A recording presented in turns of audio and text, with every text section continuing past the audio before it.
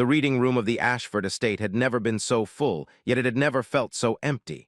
23 people sat in carefully arranged chairs, their postures sharp, their expressions composed, their patience measured down to the second. Lawyers shuffled papers near the long mahogany table. Cousins who had not spoken to each other in years sat close enough to share an armrest. Aunts adjusted pearl necklaces. Uncles checked the time on watches that cost more than the salary of every household worker combined. And at the center of it all, in a chair too large for her small frame, sat a 7-year-old black girl named Maya Ashford, the only person in the room who had not chosen to be there. Her hands rested in her lap, folded neatly the way her mother had taught her before everything changed. Her shoes did not quite touch the floor. Her hair had been pulled back into 2 careful braids that morning by a housekeeper she barely knew, and she had not said a word since she walked into the room 20 minutes earlier. She did not look at the lawyers. She did not look at the relatives who kept smiling at her with smiles that did not reach their eyes. She looked at the door. "Maya, sweetheart," one of the lawyers said gently, leaning slightly forward. "Do you understand what we've explained to you?" She gave a small nod. She understood more than they thought. Her parents had died in a car accident 4 months earlier. Her father, Marcus Ashford, had been the youngest son of the family that had built half the buildings along the city's east side. Her mother, a quiet woman named Diane, had been a schoolteacher before she became an Ashford. Maya had loved them both in the simple, complete way children love before they learn to measure it. And now they were gone, and what remained was a fortune, a name, and a question no one had expected to ask. Marcus Ashford had left a will. In it, he had written something strange, something the family had read aloud 3 times to make sure they understood. He had named no specific guardian for his daughter. Instead, he had asked Maya herself to choose. "She knows who has been kind to her," he had written. "She knows who has seen her. Let her choose and let it be honored." The lawyers had explained it as best they could. The court would approve her choice unless it was unsafe. The money would follow the guardian until she came of age. And the relatives, all of them, all 22 of them, had spent the past month making themselves visible to a 7-year-old girl in ways they had never bothered to do while her parents were alive. There had been gifts. There had been visits. There had been a sudden blooming interest in her schoolwork, her favorite colors, her thoughts on dolls and books and what she wanted to be when she grew up. Aunt Catherine had taken her to a boutique. Uncle Philip had bought her a pony she did not ask for. A cousin she had met only twice had sent her handwritten letters that smelled like perfume and meant nothing. Maya had been polite to all of them. Her mother had raised her to be polite. But politeness was not the same as trust, and trust was not the same as love, and she knew the difference even if the adults around her had forgotten. "Maya," the lawyer said again, "when you're ready you can tell us who you've chosen." The room held its breath. 22 pairs of eyes turned toward her. 22 carefully practiced expressions waited to react. She lifted her head slowly. Her voice, when it came, was small but clear. "I want Mr. Hayes." For a moment, no one moved. The lawyer blinked. A cousin near the back leaned forward as if she had misheard. "Mr. Hayes?" the lawyer repeated carefully. "Sweetheart, can you tell us who Mr. Hayes is?" Maya's hand stayed folded in her lap. She looked at the lawyer the way she had looked at the door, with quiet certainty. "He's the doorman," she said. "At our building, the old one with the gray hair." A sound moved through the room that was not quite a gasp and not quite a laugh. Aunt Catherine's hand flew to her chest. Uncle Philip's jaw tightened. Someone near the window whispered something sharp that the lawyer pretended not to hear. The lawyer cleared his throat. "Maya, the doorman, are you sure you understand what we're asking?" She nodded once. "He's the only one who was ever kind to me," she said. And the room, for the first time that morning, fell completely silent. The silence stretched longer than it should have. It was the kind of silence that did not belong in a room full of lawyers and family members and people who had practiced their reactions for weeks. It was the silence of something unplanned, something nobody had prepared a response for, and for a few seconds, no one knew what to do with it. Then Aunt Catherine laughed. It was a short, brittle laugh, the kind that tried to make a serious moment feel like a misunderstanding. "Oh, sweetheart," she said, leaning forward, her voice softening the way adults soften their voices when they want a child to change their mind without realizing it. "I think you might be confused. Mr. Hayes is just the doorman, honey. He opens the door. He's not family." Maya did not look at her. She kept her eyes on the lawyer, the one who had asked her the question in the first place. She had been told very carefully that the answer was hers. She had been told no one else got to decide. The lawyer, whose name was Mr. Whitfield, was not a man easily surprised.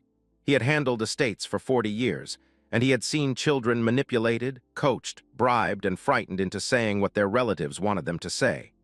What he had not seen in all those years was a child say something that no one in the room had even considered as a possibility. "Maya," he said gently, "I want to make sure I understand. The Mr. Hayes you mean, does he work at the building where you lived with your mother and father?" "Yes, sir," she said. "And do you know his full name?" She thought about it for a moment. "Mr. Walter Hayes," she said. "He told me once that his first name was Walter, but he said I could just call him Mr. Hayes because that's what polite girls call grown-ups." A small sound came from Uncle Philip's direction, something between a scoff and a sigh. He shifted in his chair and crossed his arms. "This is absurd," he said, not loudly, but loud enough. "A doorman, she's 7 years old, she doesn't understand what she's saying." "I do understand," Maya said. It was the first time she had spoken without being asked a question. Her voice was still quiet, but it had a steadiness to it that surprised the room a second time. Mr. Whitfield held up a hand toward Uncle Philip without taking his eyes off her. "Let her speak." Maya took a small breath. Her hands stayed folded. She had been raised to sit still when she spoke about serious things, and she sat very still now. "Mr. Hayes was there every day," she said. "When I came home from school, he would open the door and say good afternoon. He always remembered my name. He always asked how my day was, and when I was sad, he could tell, even when I tried to hide it. He would say, 'Miss Maya, you don't have to smile if you don't feel like it. The lobby will be fine without your smile today.'" A few people in the room exchanged glances. One of the cousins, a younger woman who had said almost nothing all morning, looked down at her hands. "When Mommy and Daddy died," Maya continued, her voice not quite breaking but bending slightly at the edges, "he was the first person who came to me, not at the funeral, before that. He was in the lobby when the police brought me back to the building. He knelt down so he was the same height as me. He didn't say anything for a long time. And then he said, 'Miss Maya, I am so sorry, I am so very sorry.' And he meant it. He didn't say anything else, he just meant it." The room had grown very still again. "None of you came," she added. It was not said with anger. It was said the way a child states a fact she has already finished feeling angry about. The way a child states something she has accepted as true. Aunt Catherine's mouth opened, then closed. Uncle Philip uncrossed his arms, then crossed them again. Someone in the back of the room cleared their throat and did not speak. "You came after," Maya said. "After the lawyers called, after the will. You came with presents and you said nice things, but Mr. Hayes was already there. He was there the whole time. He's the only one who was ever kind to me when there was nothing to get." Mr. Whitfield set down his pen. He looked at the girl for a long moment. Then he looked at the room, slowly, taking in every face. "I think," he said quietly, "we should send for Mr. Hayes." The request landed in the room like a stone dropped into still water. Ripples moved through the gathered family in small, controlled ways. A whisper here, a shifted posture there. Aunt Catherine pressed her lips together so tightly they nearly disappeared. Uncle Philip leaned toward the lawyer beside him and murmured something that earned no response. "Mr. Whitfield," Aunt Catherine said carefully, her voice now stripped of its earlier sweetness, "surely you don't intend to take this seriously. She's a child, a grieving child. She doesn't know what she's choosing." Mr. Whitfield turned to face her with the slow patience of a man who had practiced never raising his voice. "Mrs. Ashford," he said, "the will of your brother-in-law was very specific. It was witnessed, notarized, and reviewed by 3 separate attorneys before he signed it." He anticipated that this exact conversation might happen. He prepared for it. He opened the leather folder in front of him and turned a page.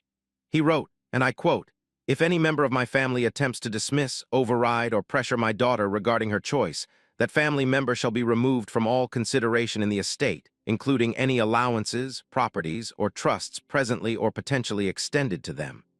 The silence that followed was different from before. It was the silence of 22 people doing math very quickly in their heads. Aunt Catherine sat back in her chair. Uncle Philip uncrossed his arms and placed his hands flat on his knees. The cousin near the back, the one who had said almost nothing, allowed herself the smallest of smiles, which she immediately hid. "Send for Mr. Hayes," Mr. Whitfield said again, this time to the young assistant standing near the door. "If he's working today, he should be at the building on 5th Avenue. Be respectful when you find him. Tell him only that Miss Maya has asked for him." The assistant nodded and slipped out. The heavy door of the reading room closed behind him with a soft, expensive click. Maya did not move. She sat the same way she had been sitting all morning, hands folded, feet not quite touching the floor, eyes on the door through which the assistant had just disappeared. She did not look at her relatives. She did not look at the lawyer. She simply waited. The minutes that followed were unlike any minutes the reading room had ever held. No one spoke. No one wanted to be the first to fill the silence. The clock on the mantel ticked steadily, indifferent to the wealth in the room and the weight of the moment. Somewhere outside, a car horn sounded faintly. A pigeon landed on the windowsill, looked at the gathering with the bright, uninterested gaze of a creature that knew nothing of inheritance, and flew away again. Mr. Whitfield turned a page in his folder, though he was not really reading it. Aunt Catherine took out a small mirror from her purse and checked her face, then put it away as if she had not meant to. A man in his 50s, one of the further cousins, Maya could not remember his name, glanced at his watch 3 times in 2 minutes. And Maya thought about Mr. Hayes. She thought about how he always wore his uniform a little neater than it needed to be, the brass buttons polished, his cap straight. She thought about how he stood by the door even in the rain, even in the snow, even on the hottest days of summer, his hands clasped behind his back, his eyes kind. She thought about how he had taught her, when she was 4 years old, to say thank you in a way that meant it instead of in a way that just sounded right. He had said, "If you say it like you mean it, Miss Maya, you'll always know whether you do." She had asked him once, when she was 5, why he was a doorman. It had not been a rude question, only the curiosity of a child who had begun to notice that the world divided people into different kinds of work. He had thought about her question for a moment, the way he thought about all her questions, as if every one of them deserved the same care. "Because somebody has to be the first face people see when they come home," he had said. "And I think that's an important job, Miss Maya, maybe more important than people know." She had not understood then. She thought she understood now. The reading room door opened. The assistant stepped back inside, slightly out of breath. Behind him, hat in his hands, his gray hair slightly damp from the light rain outside, stood an old man in a navy blue uniform. Maya's feet swung forward. For the first time that morning, she smiled. Mr. Hayes did not step fully into the room at first. He stood in the doorway with the quiet uncertainty of a man who had spent his entire working life never entering rooms unless someone specifically asked him to. His hands held his cap carefully in front of him, the way a man holds something that matters to him. His shoes, Maya noticed, had been wiped clean on the mat outside, even though the rain had only just begun. He looked smaller than he did in the lobby. Maya had never seen him sitting down. She had never seen him without the long brass-buttoned coat that he wore even in summer. She had never seen him in a room where he was the one being looked at. "Mr. Hayes," the lawyer said, rising from his chair. The simple act of standing changed the temperature of the room. The relatives watching did not quite know what to do with it. "Please come in. Thank you for coming on such short notice." "Yes, sir," Mr. Hayes said. His voice was lower than Maya remembered, gentler, but the same voice that had said good afternoon to her every day for 4 years. "The young man said Miss Maya asked for me. Is she all right?" It was the first thing he asked. Not why he had been brought to a room full of strangers in suits. Not what kind of estate matter required a doorman. Only whether the child was all right. Maya felt something warm rise in her chest. She had been holding herself very still all morning, the way her mother had taught her, the way grown-ups expected. But hearing his voice undid something. She slid down from the chair before anyone could stop her and crossed the room toward him. A murmur moved through the relatives. A few of them rose halfway from their seats, as if to intervene, then realized they did not have a reason that would not sound terrible out loud and sat back down. Maya stopped in front of Mr. Hayes. She did not hug him. She had been raised to wait for adults to offer that. She only looked up at him, her small face turned upward with a steadiness that none of her aunts and uncles had earned in 4 months. "I'm okay, Mr. Hayes," she said. "Thank you for coming." He smiled at her. It was a small, tired smile, the smile of a man who had not slept well in some time, and the lines around his eyes softened in the way Maya remembered. "Of course, Miss Maya," he said. "I'd come whenever you asked." She nodded as if that was already understood. Then she turned, walked back to her chair, and sat down with the same careful posture as before. Mr. Hayes remained in the doorway, hat in hand, still waiting to be told why he was there. Mr. Whitfield gestured toward an empty chair near the front. "Please sit, Mr. Hayes. There's something we need to discuss with you, and I'd prefer you weren't standing for it." Mr. Hayes hesitated. He looked at the chair, then at the lawyer, then at the room full of people he did not know, every one of them watching him. "Sir," he said carefully, "I don't want to track water on the carpet. I can stand." The simple sentence landed harder than he could have known. Several of the relatives looked away. Aunt Catherine cleared her throat softly and studied her hands. "The carpet will survive, Mr. Hayes," Mr. Whitfield said, and his voice held something like respect. "Please sit." Mr. Hayes sat. He placed his cap on his knee with great care, smoothing the brim once with his thumb. He folded his hands above it. He waited. Mr. Whitfield returned to his own seat and rested his elbows on the table. "Mr. Hayes," he said, "what I'm about to tell you may come as a shock. I'd like you to listen all the way through before you respond. Can you do that?" "Yes, sir." The lawyer drew a slow breath. "You knew Marcus and Diane Ashford. They lived in apartment 14B of the building where you have worked for, I believe, 31 years. Is that right?" 32 come November, sir." 32 years, Mr. Whitfield nodded. "Their daughter, Maya, was placed under temporary guardianship of the estate following their deaths. Mr. Ashford left a will. In it, he asked his daughter to choose who she wished to live with. The court has agreed to honor her choice, provided it is safe." He paused. He let the next sentence rest in the air for a moment before he placed it down. "Mr. Hayes, Maya has chosen you." The old man did not move. For a long moment, he simply looked at the lawyer as if he had misheard. Then very slowly, he turned his head and looked at Maya. Maya looked back at him. She did not smile this time. She did not need to. Her eyes, the same dark, steady eyes her mother had given her, simply said what she had already said out loud. She had chosen him. She meant it. She was not going to take it back. Mr. Hayes held her gaze for a long moment. Something in his face shifted slowly, the way light shifts when a cloud moves. He looked back at the lawyer. "Sir," he said quietly, "I think there has been some kind of mistake." "There has not been a mistake, Mr. Hayes. I'm a doorman, sir." "Yes.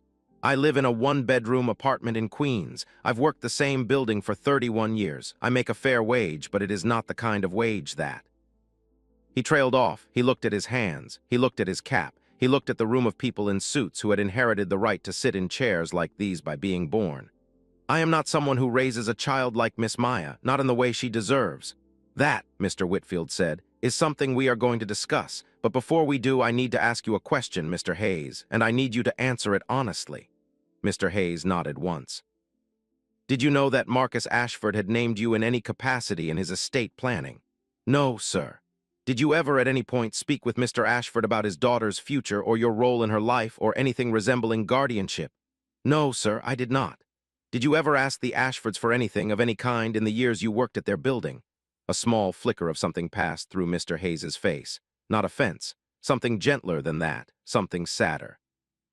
"No, sir," he said. "I held the door. That was my job." Mr. Whitfield wrote something on the page in front of him. The pen moved slowly, deliberately, as if he wanted whoever read the file later to understand that he had paid attention to every word. "Mr. Hayes," he said, looking up again, "I have been a lawyer for a long time. I have met a great many people who wanted things from the Ashford family. I do not believe you are one of them. I want you to hear that from me clearly before the rest of this conversation continues." A breath moved through Mr. Hayes that he did not seem to realize he had been holding. He nodded once slowly and looked down at his cap again. "Now," Mr. Whitfield continued, "the choice belongs to Maya, but the responsibility, if you accept it, would belong to you. The estate would provide for her care, her schooling, her medical needs, her future.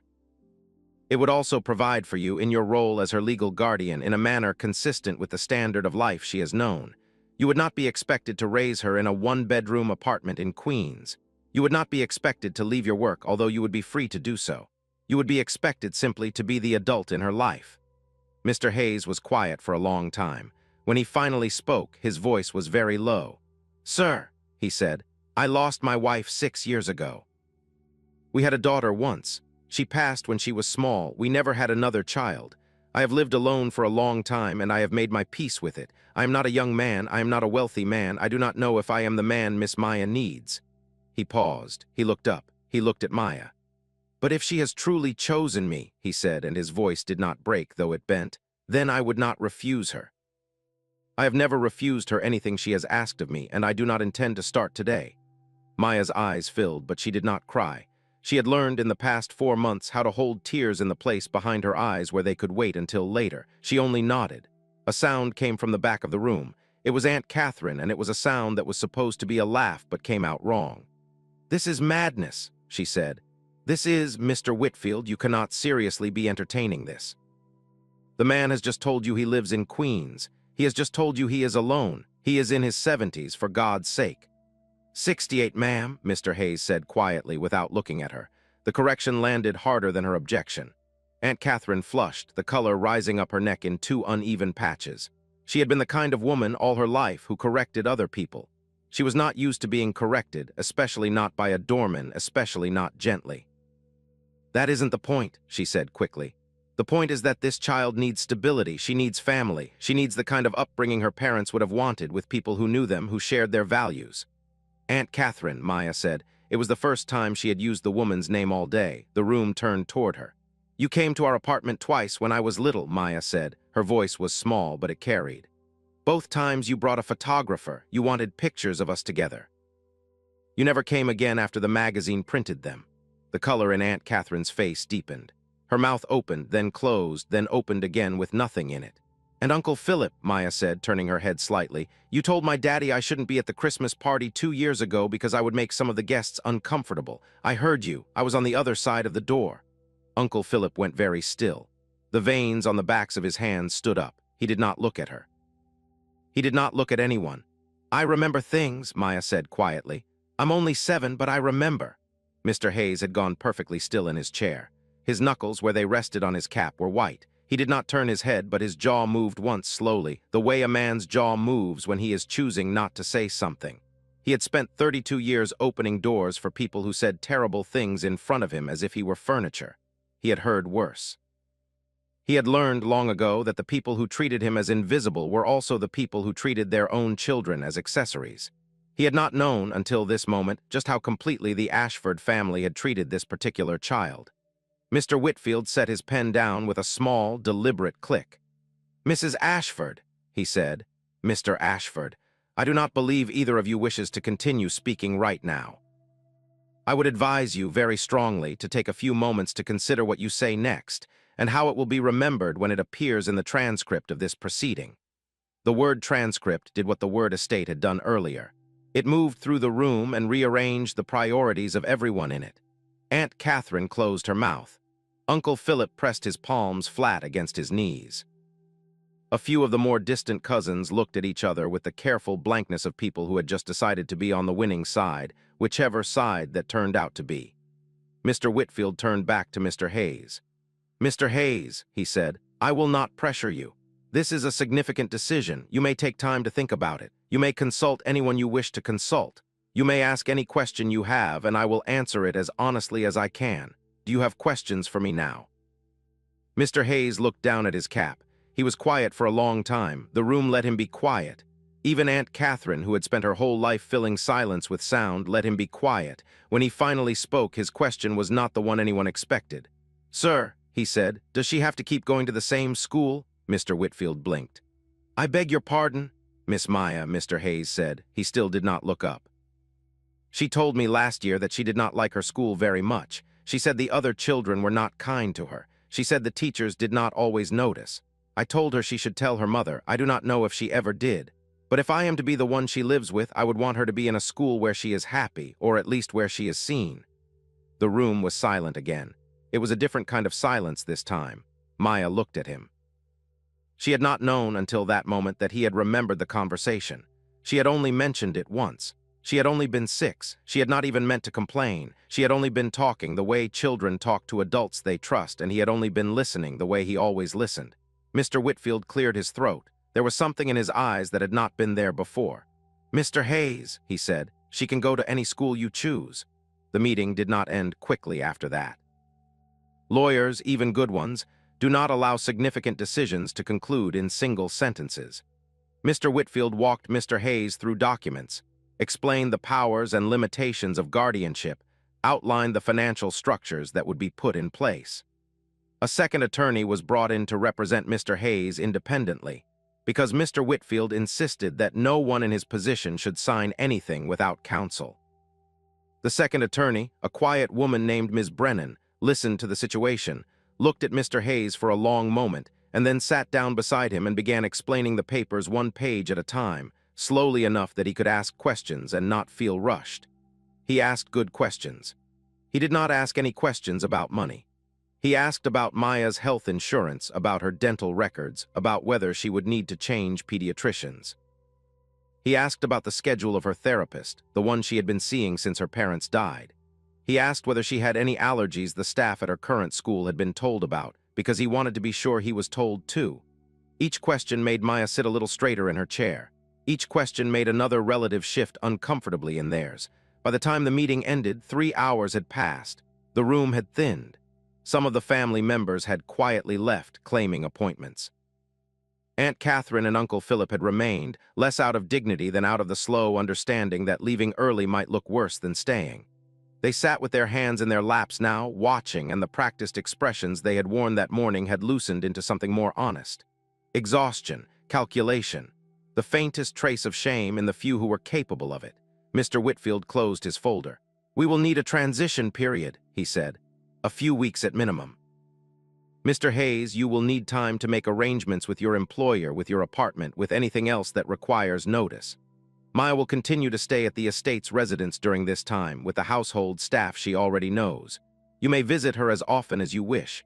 We will keep the press out of this for as long as we can, but the family is large, and I cannot promise discretion forever. Are these terms acceptable?" "Yes, sir." "Maya?" "Yes, sir." He nodded. He stood. He extended his hand toward Mr. Hayes across the long table. Mr. Hayes rose slowly, smoothed his uniform with one hand, and took the lawyer's hand with the other. The handshake was firm and unhurried. It was the handshake of a man who had shaken thousands of hands in his life and had learned, somewhere along the way, that you could tell a great deal about a person from the way they held yours. "Welcome to a very long road, Mr. Hayes," Mr. Whitfield said. "Thank you, sir." When Mr. Hayes turned to leave, Maya was already standing beside her chair. She walked over to him without waiting to be told it was time, and this time she did not stop in front of him. She stepped past the careful distance she had kept all morning and put her arms around his waist. For a moment, Mr. Hayes did not move. His hands hovered above her shoulders as if he had forgotten how to use them. Then slowly, very slowly, he placed one hand on the top of her head and the other across her back, and he held her the way a grandfather holds a child he has been waiting for, even though he did not know he was waiting. "It's all right, Miss Maya," he said quietly. "It's going to be all right." She nodded against him.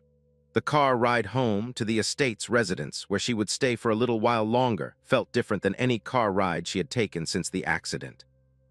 Mr. Hayes rode with her in the back seat.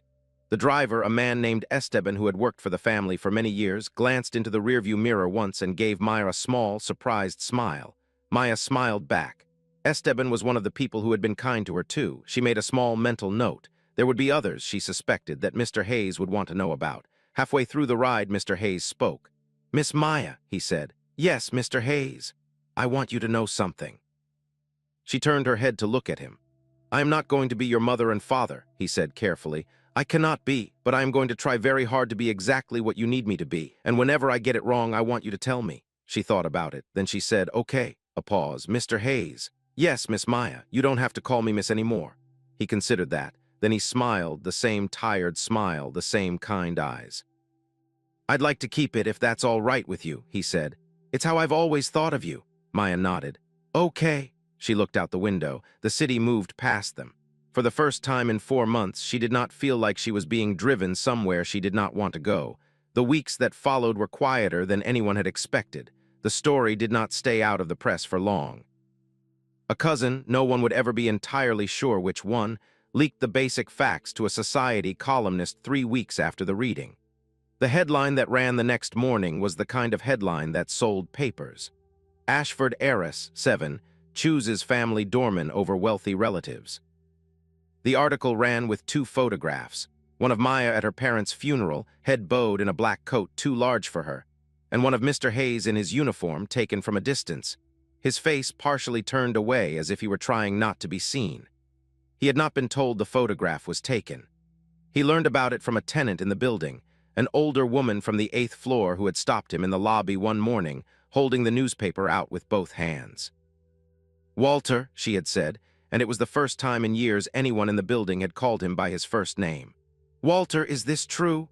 He had nodded once carefully and continued holding the door for her. The building reacted in ways he had not anticipated. Some tenants smiled at him differently now. Some looked away when they had not looked away before. A young couple in 9F brought him a small wrapped box on the 3rd day after the article. Inside, it was a tin of butter cookies and a card that said, in careful handwriting, "Thank you for being the kind of neighbor we want to be." He kept the card in the inside pocket of his coat for a week before he could bring himself to put it down. The Ashford family did not give up easily. Two of the more aggressive cousins filed a petition with the court, citing concerns about Mr. Hayes's age, his health, his financial background, and what their attorney called the obvious vulnerabilities of a minor child's decision-making capacity. Mr. Whitfield handled the petition with the calm of a man who had expected it. He produced Marcus Ashford's medical records, which showed that Mr. Ashford had been of sound mind when he wrote the will. He produced a psychological evaluation of Maya, conducted by an independent child psychologist over 3 sessions, which concluded that Maya had a clear understanding of her choice, that her choice was consistent with her stated wishes both before and after her parents' deaths, and that pressuring her to revisit her decision would be more harmful than allowing it to stand. He produced, finally, a letter Marcus Ashford had written to his attorney 6 months before his death, in which he had named Mr. Walter Hayes by name as a person his daughter trusted, and as a person he himself had quietly come to admire over the years. The petition was denied within a month. During that month, Mr. Hayes visited Maya every day after his shift at the building. He did not move into the Ashford residence right away. He did not feel he had earned the right to do so, and Mr. Whitfield agreed that a gradual transition was wiser.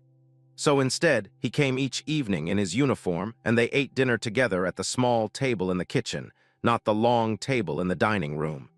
The household staff, who had loved Maya quietly for years, took to Mr. Hayes within days. The cook learned his preferences without being asked. The housekeeper found him a pair of slippers because she noticed his feet hurt at the end of his shifts. Esteban, the driver, began offering to pick him up from the building in the evenings, though Mr. Hayes always politely refused. He preferred to take the subway. It gave him time to think. He thought about Maya. He thought about how to be what she needed. He thought about the daughter he had lost, decades ago now, who had been 4 years old when the fever took her, and how he had not allowed himself to think about her in a long time because thinking about her had broken something in him that took years to put back together. He thought about his wife, who had said to him once, near the end, "Walter, you have so much love left in you. Don't let it die with me." He had not understood then what she meant. He had only nodded and kissed her hand and tried not to cry. He understood now. One evening after dinner, Maya climbed onto the couch beside him and rested her head against his arm. She did not say anything. She did not need to. Mr. Hayes did not say anything either. He only placed his hand very gently on the top of her head the way he had at the meeting. For a long time they sat there together. Outside, the city moved. Inside, time slowed. And neither of them, for the first time in a long time, felt alone. The first day Mr. Hayes officially stopped working as a doorman was a Tuesday in late October. He had given his employer 2 months' notice, which was longer than required, because he did not believe in leaving people in difficulty. The building hired a younger man to replace him, a polite young father from the Bronx named Daniel, and Mr. Hayes spent his last 2 weeks training him not just in the practical duties of the job, but in the smaller things, the things that did not appear in any manual, which tenants liked to be greeted by name and which preferred a quiet nod, which deliveries to accept and which to politely turn away, how to remember a child's birthday without making the parents feel watched, how to stand for 9 hours a day without breaking down at the knees. On his last day, the building threw him a small farewell in the lobby. He had not asked for it. He had not wanted it. But people came anyway. Tenants from every floor, some he had known for 30 years, some who had moved in only months earlier. They brought cards and small gifts and stories about him that he did not remember and they could not forget. A woman from the 3rd floor told the story of how he had walked her dog for 3 weeks after her hip surgery, refusing payment, refusing thanks, refusing even acknowledgement when she tried to bring it up again afterward. A man from the 11th floor said that Mr. Hayes had been the first person to congratulate him when his wife became pregnant, and the first person to embrace him quietly when 6 months later the pregnancy was lost. Maya stood beside him through all of it. She wore a small navy blue dress that the housekeeper had picked out for her, and she held Mr. Hayes's hand without thinking, the way children hold the hands of the adults they trust. When the building manager presented Mr. Hayes with a clock as a retirement gift, Mr. Hayes thanked him politely and then handed it to Maya, because he said she would have more years ahead of her to make use of it than he would. The room laughed. Maya did not. She held the clock carefully and looked up at him with the same steady eyes she had used the morning she had chosen him, and she did not let go of his hand even when the photographer asked her to. If this story is reaching you in some quiet way, take a moment to like this video, share it with someone who might need to hear it, and tell me in the comments where you are watching from. And if you believe stories about ordinary kindness still matter in a world that has forgotten how to slow down, please subscribe. There will be more. The transition into the Ashford residence happened gradually. Mr. Hayes did not move all of his belongings at once. He brought them in stages, the way a person moves into a life they are not yet sure they deserve. A box of books. A framed photograph of his wife, taken on their wedding day in 1976. A small wooden carving his daughter had made before she died. A clumsy little bird with one wing slightly longer than the other, which he had kept on his bedside table for 41 years. He placed the carving on the mantel in the room he had chosen as his own. It was not the largest bedroom in the residence. He had refused the larger ones. He had chosen instead a small guest room near Maya's, because he wanted to be close if she needed him in the night, and because the room reminded him, in its modest proportions, of the apartment in Queens where he had lived for 36 years. Maya saw the carving the first time she came into his room. She did not ask about it. She seemed to understand, without being told, that some things did not need explanation. She only looked at it for a long moment, and then she said very quietly, "It's a beautiful bird." Mr. Hayes did not answer. He could not for a moment. He only nodded. She enrolled at her new school the second week of November. It was a smaller school than the one her parents had chosen, with classes of 15 instead of 30, and teachers who knew every student's name on the first day. Mr. Hayes walked her to the door on her first morning. He had insisted on walking, even though Esteban had offered the car. The school was only 10 blocks away. They walked slowly. They did not talk much. Maya carried her own backpack. Mr. Hayes carried at her request the small wooden bird which she had asked to take with her for the day. At the door, she turned and looked up at him. "Mr. Hayes," she said. "Yes, Miss Maya. You'll be here when school is done?" "I will be here, Miss Maya." She nodded. She took the wooden bird carefully from his hand. And she walked inside. The years moved the way years move when something good is holding them together, quietly, without drama, without the kind of milestones that announce themselves in advance. Maya turned 8, then 9, then 10. The wooden bird stayed on her bedside table. She did not lose it. She did not break it. She handled it the way one handles the love of someone who is no longer here, the way Mr. Hayes had handled it for 41 years. She did not ask him about the little girl who had carved it until she was almost 11. He told her then, on a quiet Sunday afternoon, sitting beside her on the couch in the living room of the residence that had once felt enormous and now simply felt like home. He told her about a child named Ruth, who had loved birds and who had wanted to be a person who saved them when she grew up. He told her about the fever that came in the winter of 1981, and about the days afterward when he and his wife had not been sure they would survive their own grief. He told her about the bird, carved with small, uncertain hands, and how Ruth had given it to him on a Father's Day morning and said, "Daddy, it's for you, because birds remind me of you." He did not know, even now, what she had meant by that. He had asked her at the time, and she had only laughed and run away, the way small children do when they have said something they do not have the words to explain. Maya listened without interrupting. When he finished, she leaned her head against his shoulder, the way she had on the first night she had eaten dinner with him in the kitchen, and she said, "Mr. Hayes, I think maybe she meant that you carry people." He had to close his eyes for a moment. "I think maybe she did, Miss Maya," he said finally. "I think maybe she did." The Ashford family in time came back, not all of them. Some had been too clearly exposed in the reading room that morning to ever be welcome again, and they knew it and they kept their distance. But others, the quieter cousins, the ones who had said almost nothing because they had nothing rehearsed to say, slowly began to reach out. A birthday card here, a holiday visit there. Mr. Hayes welcomed each of them carefully, neither warmly nor coldly, with the same measured kindness he had once used to greet tenants in the lobby. He let Maya decide who to let close. She let in the ones who had been honest. She kept the others at the careful distance they had earned. When Maya was 13, she stood at a small podium at her school's awards ceremony and read aloud a short essay she had written. The essay was about a man, she said, who had taught her that the most important job in the world was being the first kind face someone saw when they came home. She did not name him. She did not need to. He sat in the third row in a suit he had bought just for the occasion, his hands folded in his lap, his cap nowhere to be seen because he no longer needed one, and his eyes did what they had not done in many years. They filled. They overflowed. He did not wipe them. He let them. He had learned, finally, that some tears were not weakness. Some tears were the simple acknowledgement of a life that had become, somehow, against every expectation, full. After the ceremony, Maya walked to him through the small crowd of parents and teachers. She did not run. She walked the way she had always walked, steady and certain. She stopped in front of him and looked up. She was almost as tall as his shoulder now. "Mr. Hayes," she said. "Yes, Miss Maya. Thank you for coming." "I would come whenever you asked," he said. He had said it once before on a morning long ago in a room full of strangers who had not understood what he meant. He meant it the same way now. She nodded. She took his hand. And together, slowly, they walked out of the auditorium and into the afternoon. This story reminds us that kindness, the truest kind, costs nothing and changes everything. It is the small choice to see someone when the world has not.